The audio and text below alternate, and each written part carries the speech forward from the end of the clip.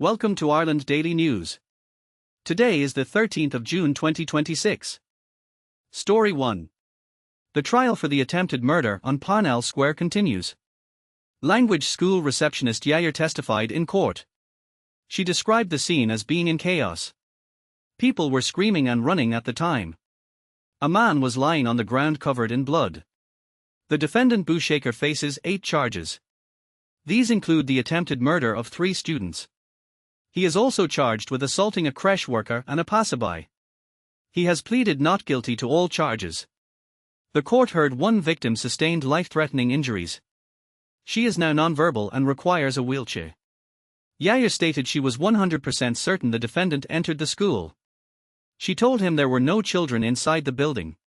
The court was shown blood-stained clothing. Police also presented a black knife found nearby. Multiple witnesses described details from before the incident. A bus driver said the defendant asked for the school location. The trial will resume this coming Monday. Story 2. Met Éireann expects national temperatures to rise to 23 degrees this weekend. On Saturday, southern temperatures will range from 18 to 23 degrees. The north will be cooler. Temperatures will be 14 to 17 degrees. Parts of Ulster will see some showers. On Sunday, national temperatures will rise to between 18 and 23 degrees. The east coast will be slightly cooler. Meteorologist Matthew Martin provided details. The good weather comes from a high-pressure system in southern Europe. The air mass will be modified by the time it reaches Ireland.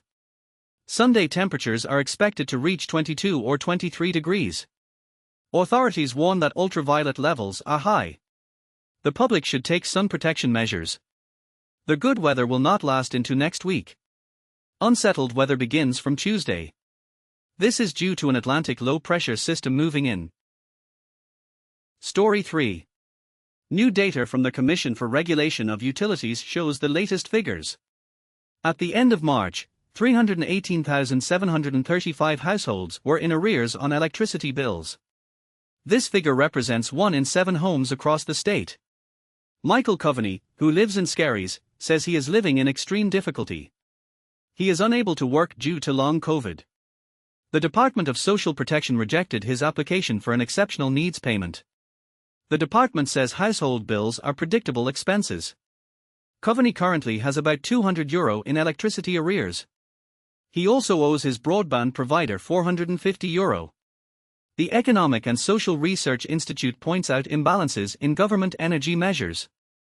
High-income groups receive nearly double the benefit compared to low-income earners. Energy prices will rise by 11% on July 1st.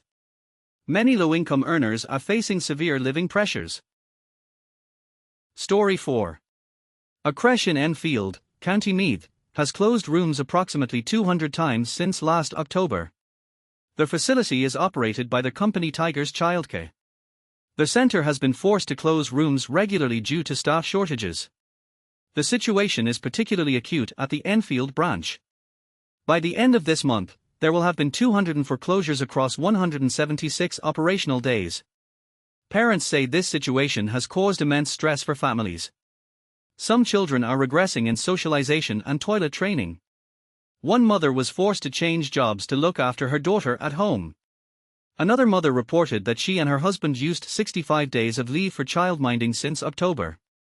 Chief Executive Karen Klintz admitted the Enfield branch has faced severe staffing challenges. She stated that the company is actively recruiting and has increased pay scales. She emphasized that closures are a last resort to maintain staffing ratios and safety standards. Story 5. Teachers have provided mixed feedback on the Leaving Certificate art paper. Helena Cuniff from Glenamity Community School called the paper structure reasonable.